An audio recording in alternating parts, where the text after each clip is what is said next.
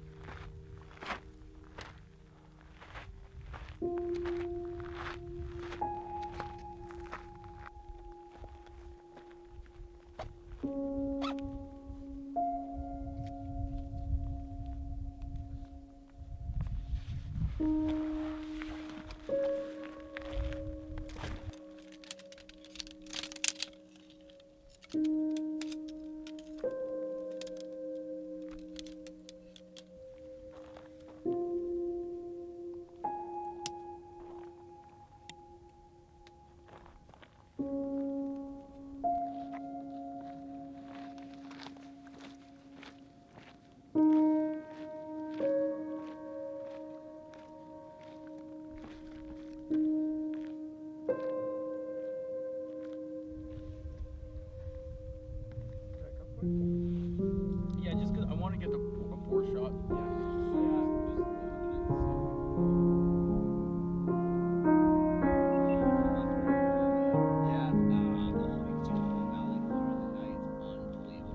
I bet that's awesome.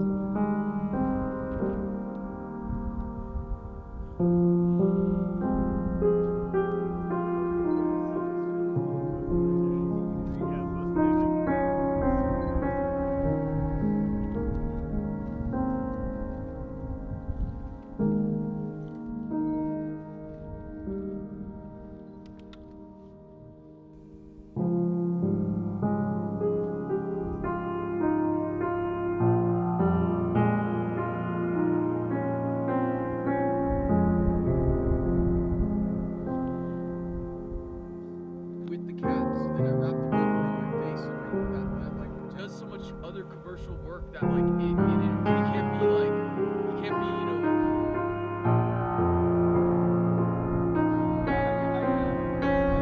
didn't see it until I was there.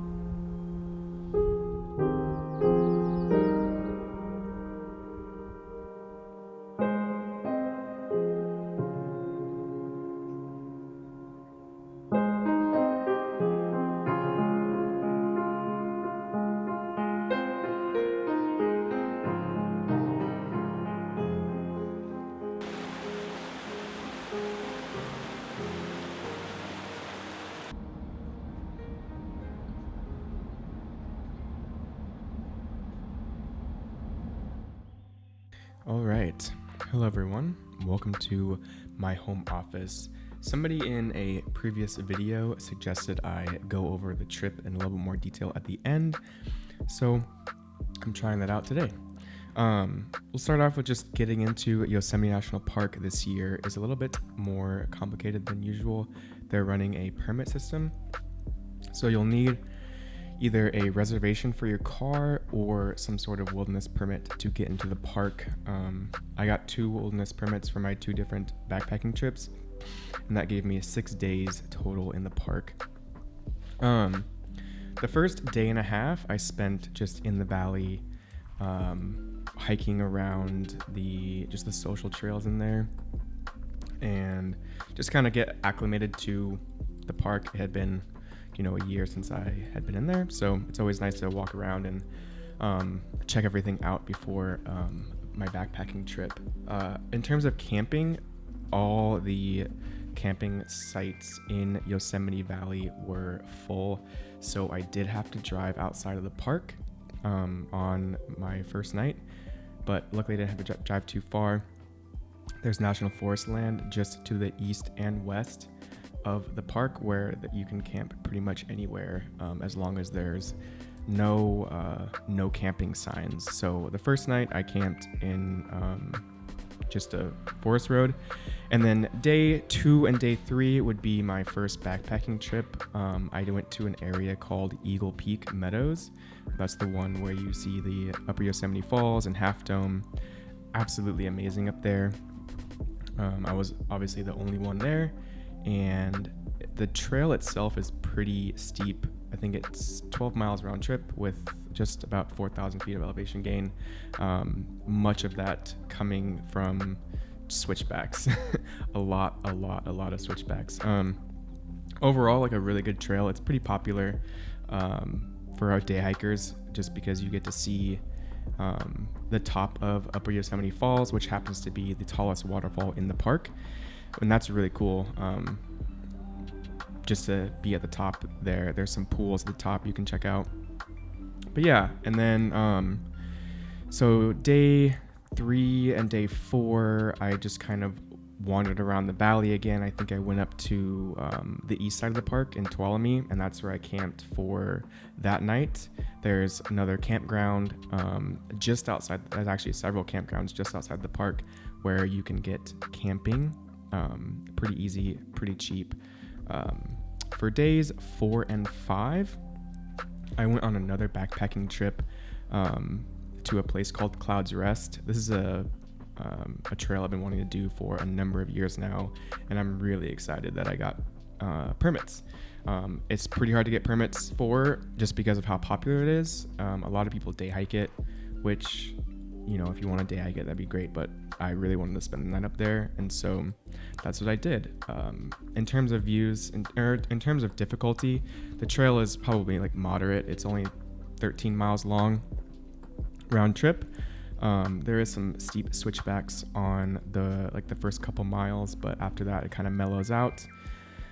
But yeah, amazing trail. The views up at the top there were some of the best actually probably the best view you can get of Yosemite, in my opinion. You can see pretty much every single corner of the park. At night we could actually see the Bay Area out to the west, which was really neat. But yeah, overall it was a really fun trip. It was extremely hot though. This is the 4th June in a row that I've gone to Yosemite, and it was the hottest and driest I have experienced. It was a little kind of a shock to come from Seattle, where I live, and then go to basically 100-degree heat with no humidity. But it was a really awesome trip, and I'll leave links for the 2 trails down in the description, as well as I guess the landing page for permits if you want to do something similar. If you guys like the video, you can subscribe to my channel. That would be awesome. And also I have links for all the gear and the camera gear that I use as well. And if you click on those and want to purchase something, they help support the channel as well. But yeah, I want to thank you guys so much for watching, and I will catch you in the next one. Peace.